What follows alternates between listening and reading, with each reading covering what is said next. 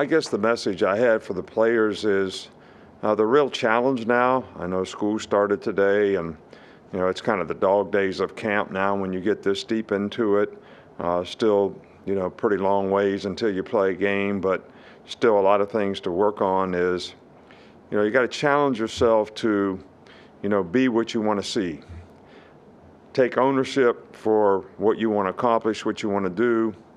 And I think the big thing is for players to develop the habits to stack good performances, play in, play out, day in, day out, because that's what's going to really allow us to have the consistency, in performance we, need throughout the season. So it's like, what are you willing to do for the people around you?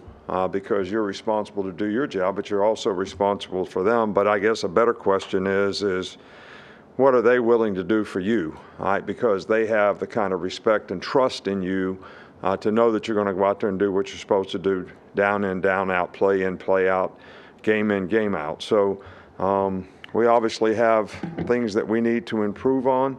The big focus this week is take where we were last week, from a scrimmage standpoint, from a conditioning standpoint, from a focus standpoint, from an effort, ability to execute standpoint, and try to improve on it so that, this next scrimmage is sort of the last dress rehearsal, so to speak, until the first game comes. So it's really important that we can go out there and sort of do the things that we need to do more game-like, because that's going to be the last time we get an opportunity to do at least that part of it. So not disappointed in where we are at all, not satisfied where we are either, but think that people are trying to do the things they need to do to get where we want to go. Start up here with Charlie. All right. Just with Tyler Steen coming in, what have you seen from him so far progress-wise, and how's he adjusted to life here? I think Tyler's got a lot of ability. I think that, all the new players that come in, it's a little different culture here.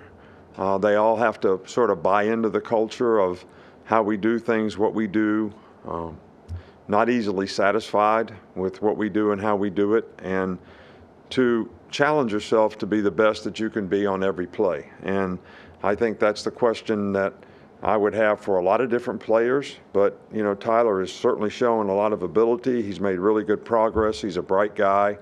But consistency and performance is something that we're really focused on. And that will create tremendous value for him. We want what's best for all the players. I don't see how any player could ever think that anything that we do is not in their best interest to try to help them be the best version of themselves. They may not like it, just like, sometimes when I was a kid, I didn't like what my parents made me do. I didn't like it when my dad made me wash the car over because I didn't do it correctly. I didn't like that, but it made me better. So we all got to go through that to some degree. Sit in front here with Nick. You talked about inconsistency with the receivers after the scrimmage. How have you seen those guys respond since Saturday?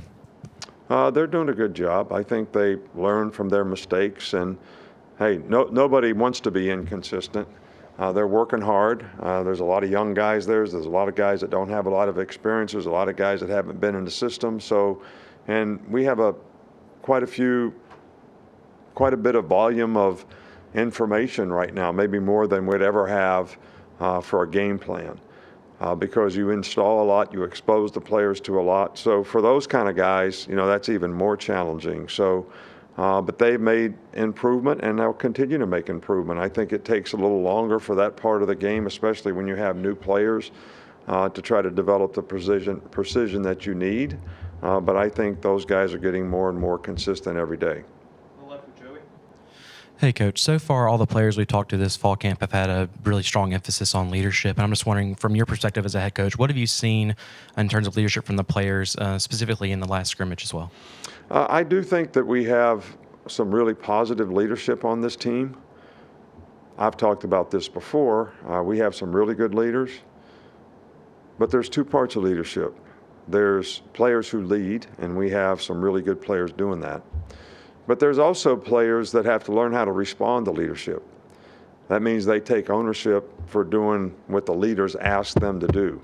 And that's something that, everybody's got to make a decision and a commitment that they're willing to do, to take ownership for, doing that. So there's one thing to command things, but there's another thing to take ownership for it yourself, so that you can buy into what people are asking you to do.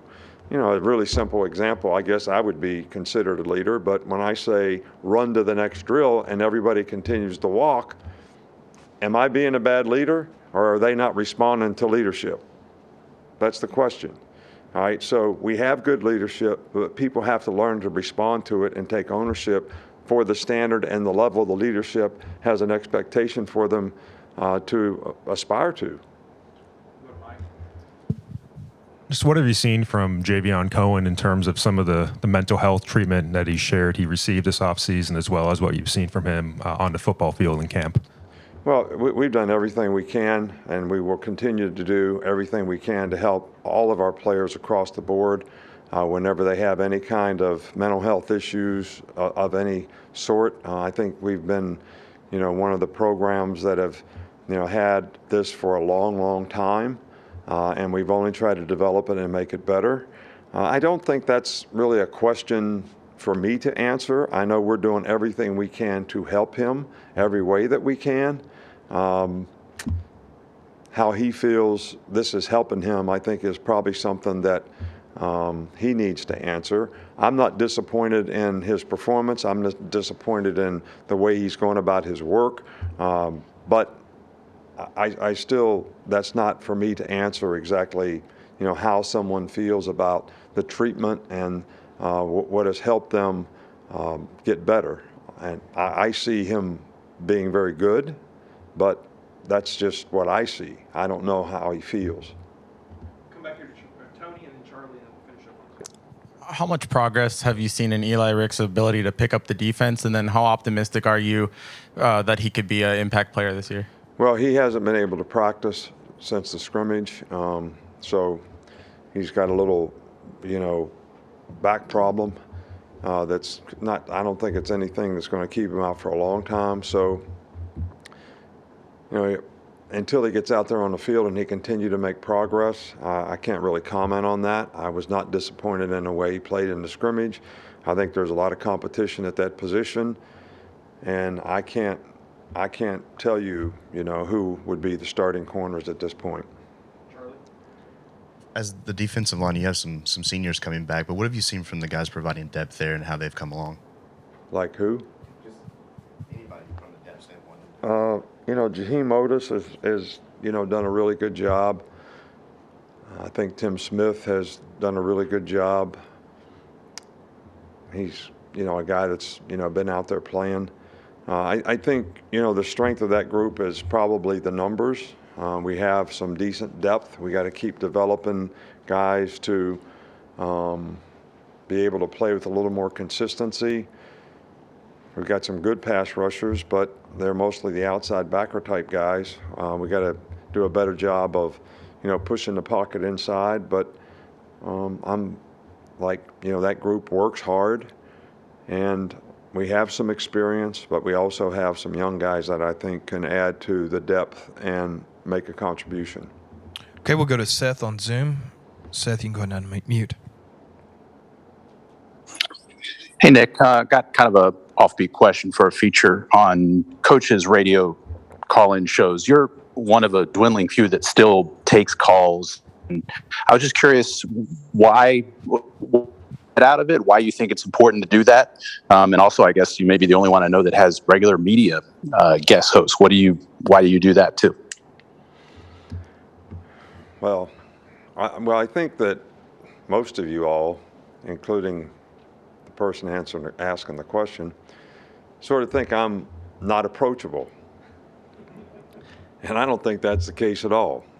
So one of the things that I've always found the radio show to give me an opportunity to do is to allow people to approach me and see how approachable I am. So we let people at the venue ask questions. We let call-in people ask questions. I think it's a good thing for me to, see some of the media people that are actually host on the show. I get to know them a little bit better. They see a little different side of me. I see a little different side of them. So I think it's nothing but, sort of an opportunity to build positive relationships. And, sometimes you get a bad call, but sometimes we deserve a bad call. Sometimes I don't think we did very well either. So why should somebody out there not think we did something very well? So I'm not offended by people who call in. I think it's an opportunity for them to approach me and me to have respect for them and how they support the program. All right, Coach, thanks for your time. That's it? That's it. So I get to say thank you and smile again? Exactly. Yeah, I'm loving it.